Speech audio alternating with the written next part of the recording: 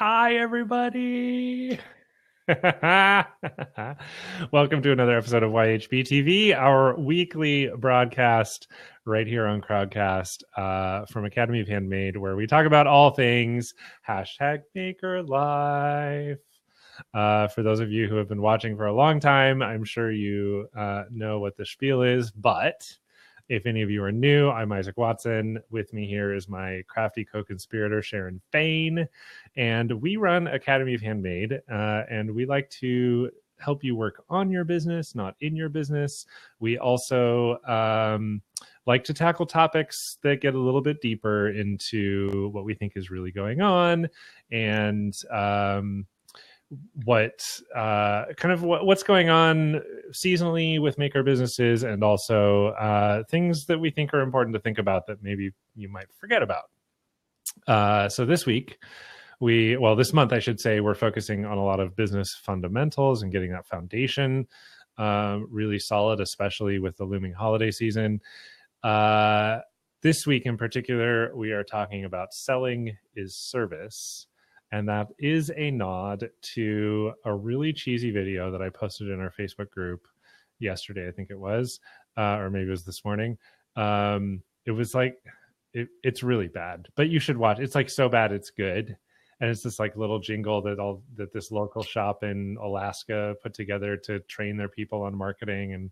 And it shared its viral moment at some point in the past, but Sharon and I keep referring back to it.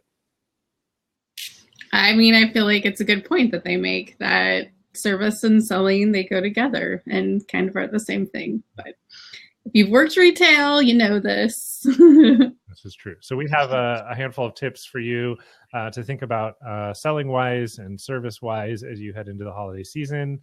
We have some other things that we want to talk about too before we get into that. But before all that happens, we have to let you know that this episode of YHB TV is brought to you by our Holiday Game Plan program, which is an 8-lesson mini course to help you make the most of your holiday season with your maker business, whether you're a veteran maker or just starting out or somewhere in between.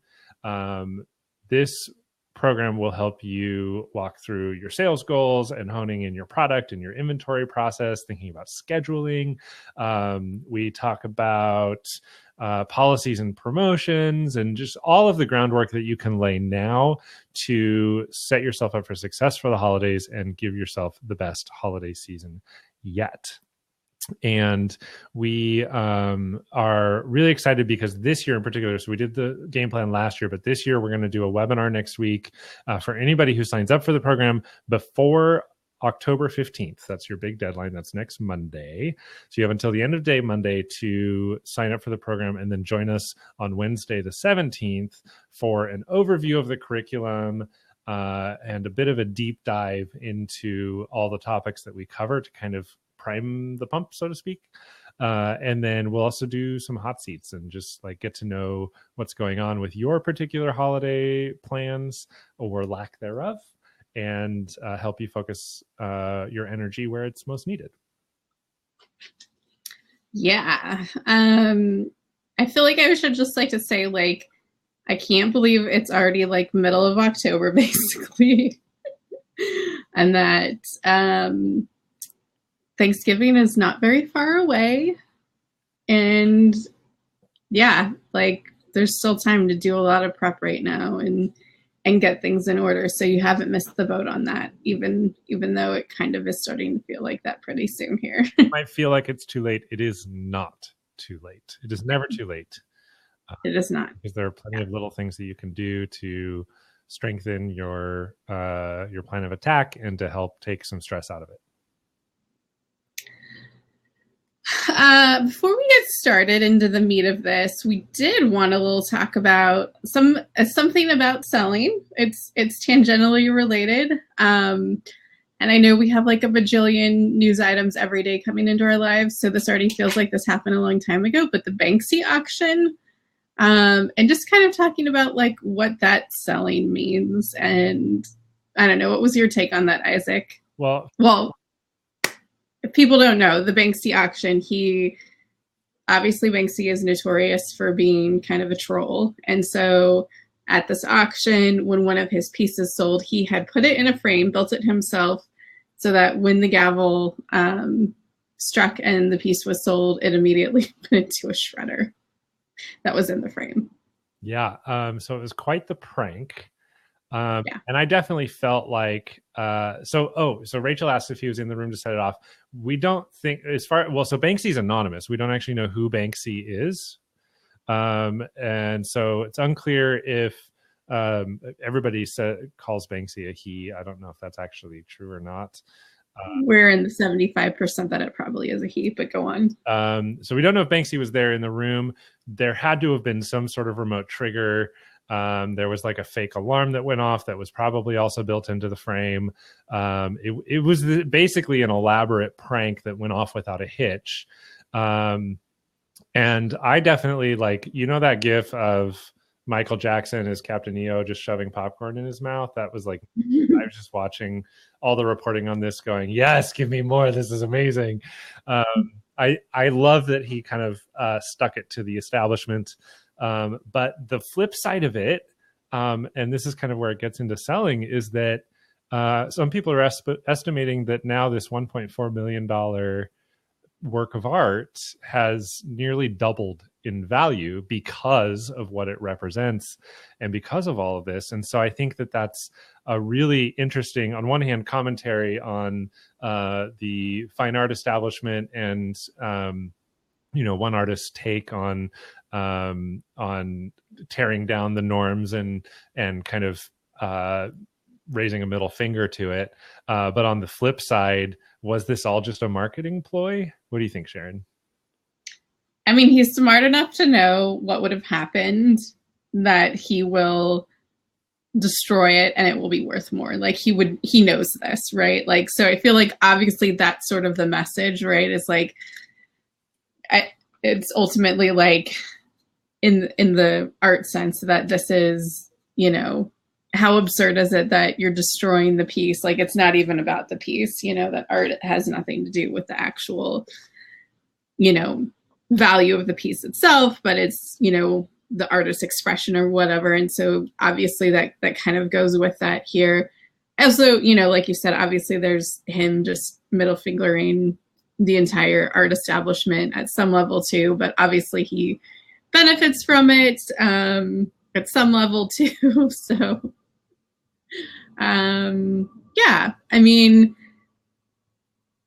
I guess at one level this is like him sort of giving people what they want in a way. They like this sort of thing, but I do think at some level whoever bought it had to have been a little bit bummed when it started going through the shredder. Like, there had to have been some sort of panic incited. But yeah. Yeah. My favorite thing was there was a photo of bidders in the audience, kind of next to the piece, watching it as it was shredding itself.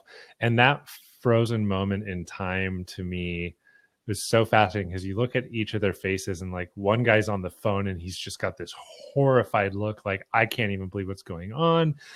Someone else is kind of not necessarily horrified, but just kind of panicked and trying to figure out what this all means. And then there's a woman who's also on the phone, right next to it, who has kind of this face of wonder as she's staring at this thing happening. I can't believe my eyes, but also I feel like on some level she was kind of into it. Yeah, this is great.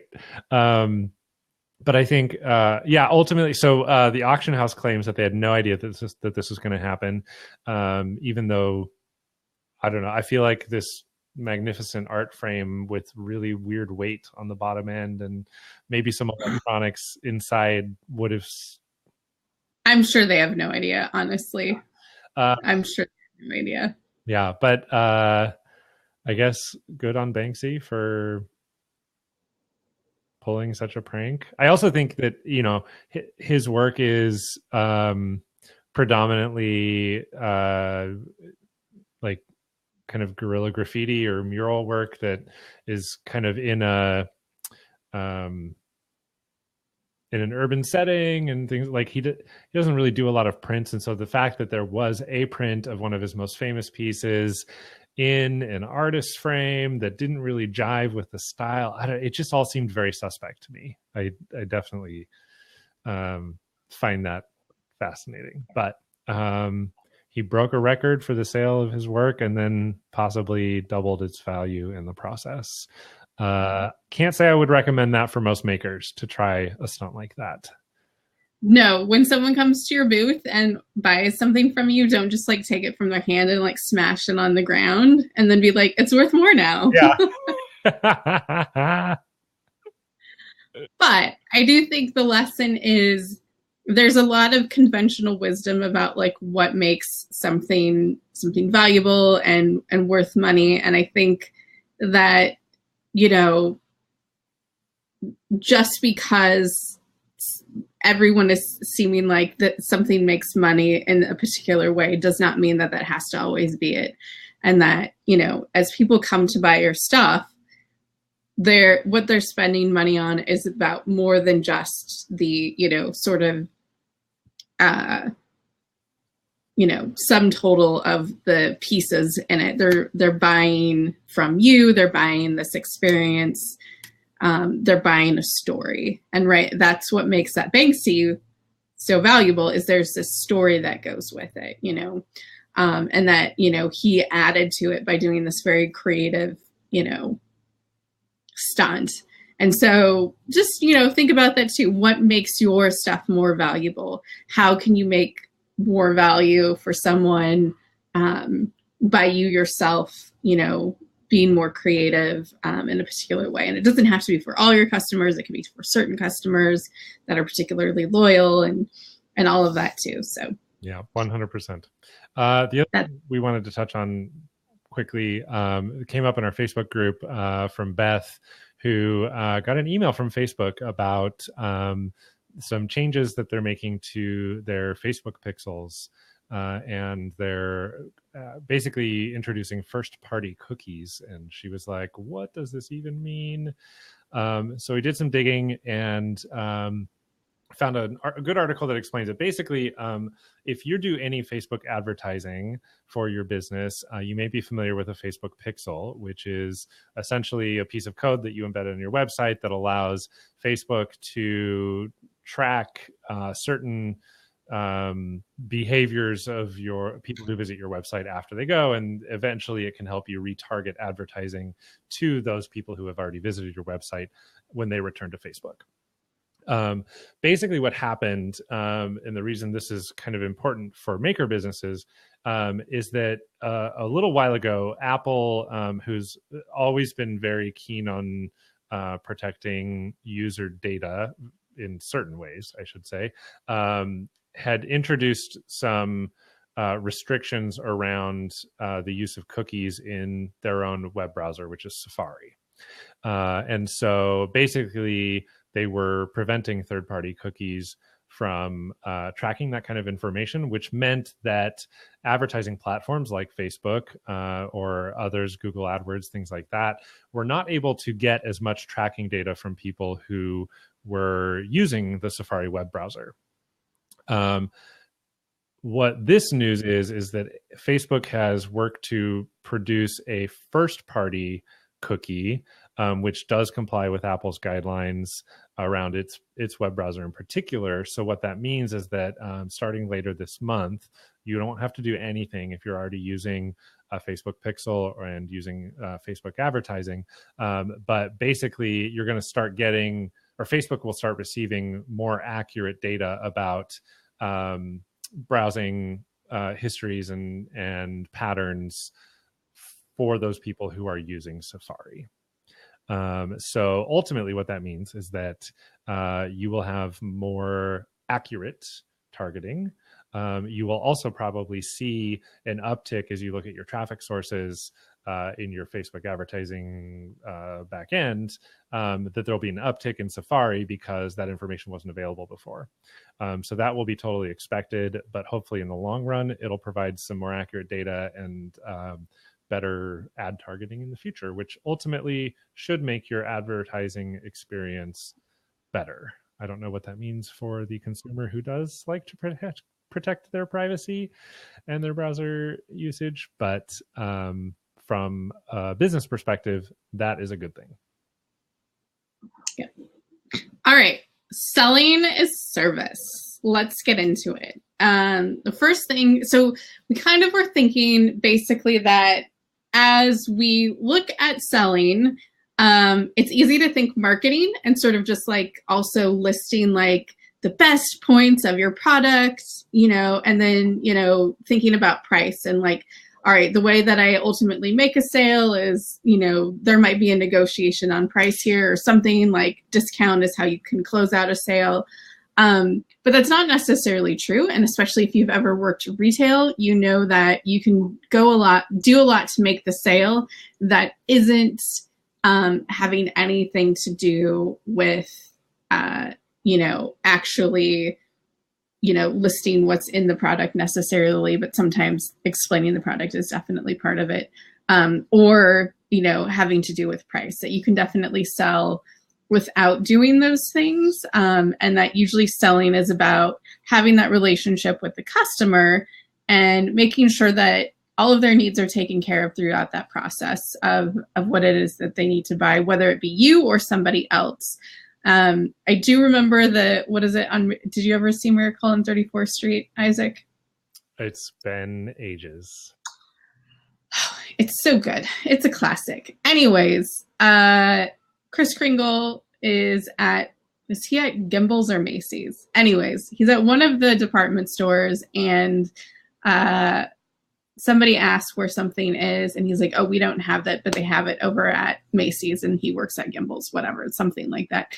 And just it outraged them that he would tell them that they could buy what they were looking for at the other store, right? And sometimes that maybe is what you have to do, is that if you're looking to be helpful with somebody, that telling them you don't have that, but here's this other maker over here that does it. That's not losing the sale really, because they probably weren't going to buy from you. And if they were, maybe they were going to be really unhappy or they returned it.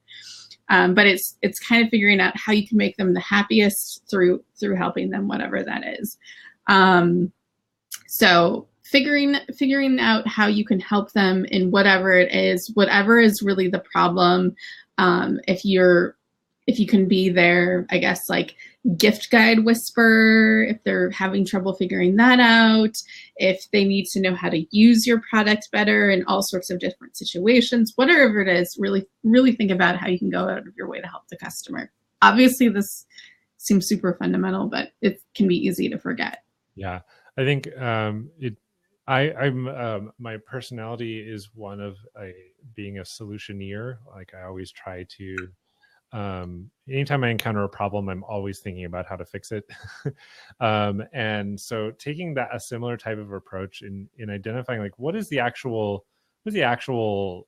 problem that you're trying to solve, when you're working with a customer, whether this is at your booth at a craft show, or whether this is, communicating with somebody online, really trying to understand, what is the problem that they are asking you to help them solve, and then what is the actual right solution. There's the solution you want may be, oh well, I have a product that kind of fits that bill, or I'm going to push them toward this because this is where I think I can get them to spend their money, or things like that. Like that's not necessarily going to be the best solution for them. So we want you to be thinking a little bit broader about finding the right solution, whether that means, hey, go check out this booth down the way. They have some really cool gifts for this person you're looking for, or whether that's actually something that you have to offer.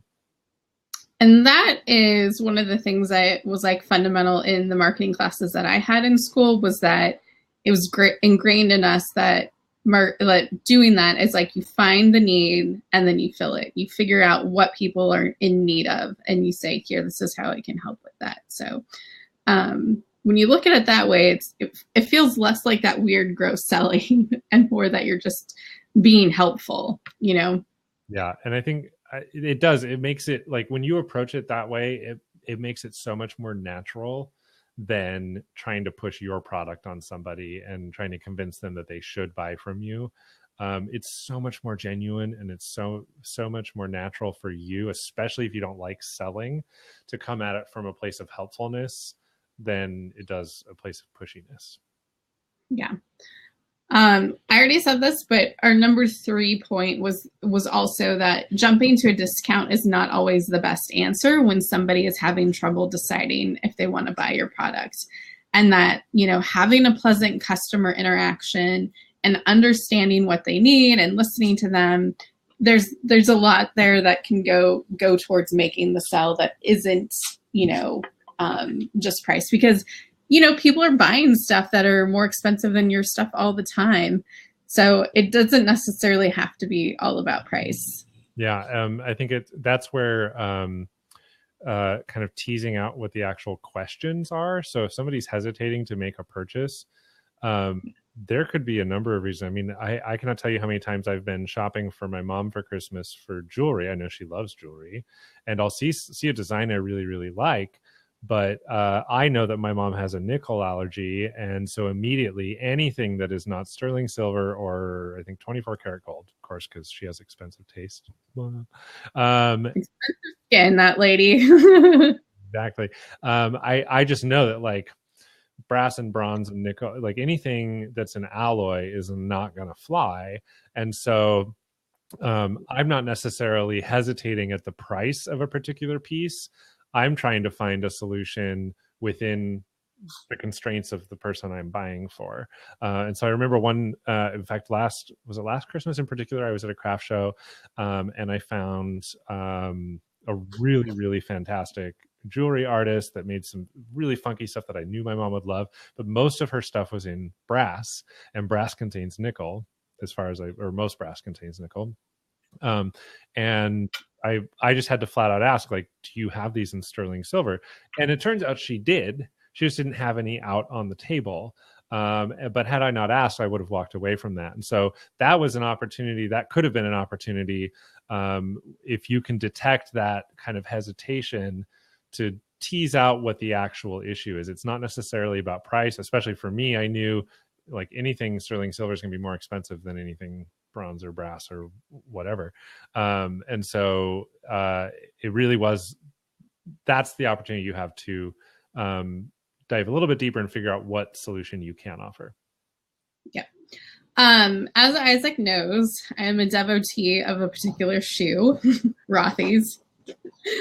And there has been quite the controversy in the Facebook groups that I am in with them lately. Yes, I'm in shoe groups. On Facebook. One of these days, we're going to have a talk about how many Facebook groups you're part of, Sharon. Not that many. I've just narrowed it down to shoes and hair at the moment. But the Rothy's ladies, so Rothy's are, I want to say they're all 125 to 165. So they're not like a cheap shoe, but they're definitely not the most expensive shoe around. And several of the women in this group are quite teed off because their refunding is taking a really long time right now for them. And like weeks, I guess. Some people have complained that it's taken a month to get a refund. And so, again, it's not a price issue. It's a timeliness service issue. And that some people are like, I'm never buying these shoes from them again. Because of that. So definitely closing the sale there has nothing to do with the actual price. People are perfectly happy to spend that money. But it's definitely the customer process. And so even if somebody buys from you and is asking for a return or whatever it is, and it feels like you're losing them as a customer, it doesn't mean you've lost them as a customer forever. It just means for whatever reason at that moment, they're not going to buy from you, but they liked it enough to purchase from you the first time. I mean, it depends on why they're returning it, obviously. But like if your stuff falls apart on them, like maybe not. But that whole return process can really make a difference in keeping a customer in the long run too. Yeah, absolutely. And I don't think that means you need to bend over backwards to, jump really quickly. My dog is or barking. things like that. But it's making sure that even if it's a transaction that negatively affects your revenue, so it's a return or a partial refund or whatever that is, that you're not killing the relationship because of that. You're still trying to maintain their loyalty and get them to come back at another time, because maybe you have another solution for them. On that note, I think that attitude is everything. Both, especially when you're in person. But I would even say it's important when you're communicating electronically, because they don't have a face or a voice to add any context to what words you're typing on the screen. So, they say that email and text messages are some of the worst forms of communication because of that, because it's so hard to detect tone and meaning and things like that. So just making sure that you are doing what you can to avoid showing grumpiness or fatigue, or faking emotion, faking happiness. Those can be very, very transparent and can kind of turn people off. Another point is that I feel like also from the retail days is listening and remembering, like really understanding what somebody wants. So listening is obviously easier to do at like a craft show. But I think listening when somebody says an email, like really trying to like figure out like what this person is saying. And then remembering them in future interactions, remembering what they want. Especially if you have, loyal customers, remembering what they like, doing things like that are a little bit more like treating them like a human, like they're not just like some nameless, faceless person, but that, if you know that this person has been looking for a particular kind of color or style, or that's something that they like, and that you can just send it to them and say, hey, I know that this is something that you like or interested in. We just got this in. What do you think? Stuff like that. I feel like the more that you can have these interactions with people that feels like a human and not just like, you're part of some mass, because obviously that's what they get from most other places, right? They're getting lots of, you're nameless and faceless at Target or wherever you're shopping online. But when they're shopping with somebody that's in a small business, they can get something that's a little bit different. Yeah. I think so one example that I was going to give, and it's more of in a service setting, but I think is relevant. So I've had, you can't tell now because I'm wearing a hat, but I've had the same hairstylist for 12 or 13 years now. Her and I have this very, very long-standing, very collaborative relationship. She's amazing. I love her. She actually keeps a file, like a little, it's like one of those index card boxes with the little like alphabetizing tabs. And she keeps a little note card for each of her regular clients. And I don't know how many, she probably has a couple hundred clients. And as she's like randomly going through, hairstyle magazines or fashion stuff or whatnot, she will just start clipping things out and dropping them in her little client file as like, this might be interesting to them, or here's an idea that I might try next time I see them, things like that. And then she'll also make notes about hair type or color formulas, things like that.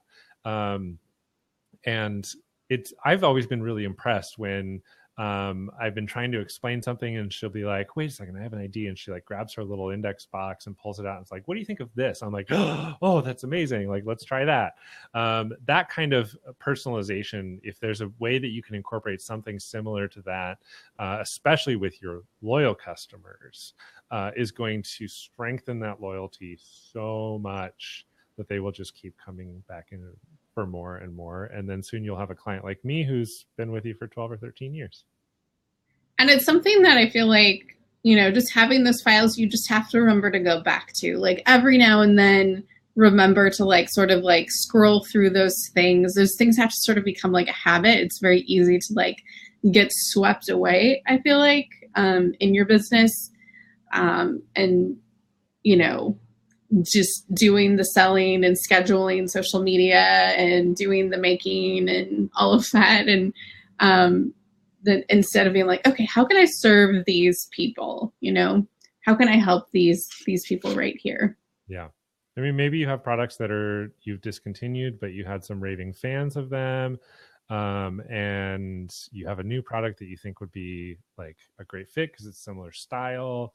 That's a perfect opportunity to reach back out to them and say, hey, I know you bought this before. I hope you're still loving it. Just wanted to let you know that there's this great new product here. And that's the perfect opportunity. And then they feel special because you've reached out to them personally. Yep. And I feel like that kind of covers our last point, which is personalized attention, and personalizing recommendations for people. I think that really shows thoughtfulness, even if it's amiss a little bit. It can be helpful.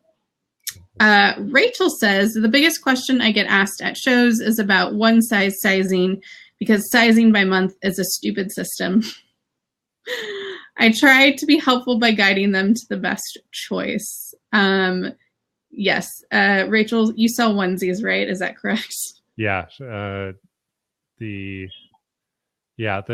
have been like, so I don't have kids. I have a nephew that I adore. And when he was first born, I was at like, I don't know, my local department store, and I like saw a onesie that I loved, and I was like, looked at the size range month. It was like 18 to 24 or 12 to 18 months or something like that. I was like, that is not going to fit this baby. Like, I know this is wrong. So as like the idiot who doesn't have kids and doesn't know how the sizing works, I would personally find that hugely helpful when shopping for a kid. But also there's big babies too. So these numbers of like months and everything don't always mean anything too. So yeah, it definitely, like Rachel said, the sizing by month is kind of a stupid system. There's a lot of babies that come out when they're like are already past the like infant stuff.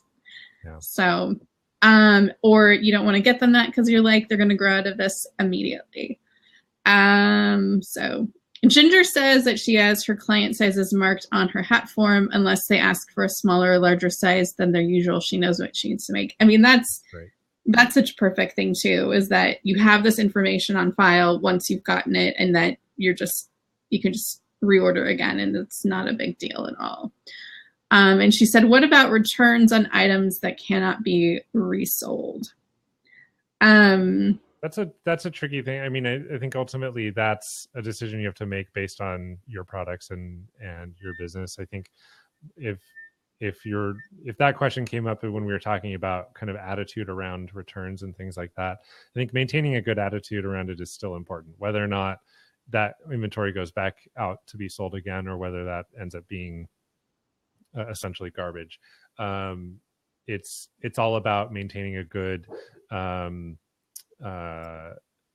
relationship with your customers, because ultimately in most cases you want them to come back. Some customers you want to just say bye Felicia and move on. I mean, if it's something that can't be sold because of something and they want to return it back because of some error on your end, I feel like you just have to eat it. But I know it gets into tricky waters once it becomes wanting a return for other reasons. But yeah, I feel like there's a lot of specifics on that one that needs to get teased out that maybe we don't have time for right now. But if you have a specific question, always in the Facebook group. Yeah. So I think, going back to services selling as our main topic, it's worth going back and watching that silly video, giving it a laugh, but also thinking about how you can apply more service into your selling, whether it's in person or online, and really finding a way to maintain a good relationship and be a human being and a helpful person to your customers. It's going to go a long way toward developing loyalty and also just having good experiences and ultimately getting good reviews and things like that. And remember, that is your advantage, right? Like you as the small business, that's your advantage over them wanting to go buy from Amazon or someplace else, right? Like it's that intimate, not intimate, sorry, that was a little too much. I saw Ginger's comment about intimate items. It's, being personal and having something that's more than a robot or some, sales customer service person that has to like read from a script to you, that you get to interact in a different way. So that's your advantage. And so make sure that you milk that, I guess. Well, we are running over time. And we know you all have a lot of making to do for the holidays, so we'll let you all get back to work. If you are interested in our holiday game plan, please do click the button below the video and check it out. Like we said, October 15th is the last day, that's next Monday, to sign up in order to watch the live webinar. Of course, you can sign up for the program after that and watch all the replays, but that it's why you're all watching now. It's because you like the live aspect and the interactive element, so we can give you some tailored advice and help you through things. Next week we are talking about the last call for wholesale. That's kind of our it's kind of the getting to the end of the push for wholesale, so we have some tips for you guys. Yeah, exactly. So we'll be back here again next week at 2 p.m. Pacific, 5 p.m. Eastern on Thursday. Right here on Crowdcast. If you're registered, you are already signed up and ready to go. And until then, happy making, and we'll see you in the Facebook group. Bye, everybody.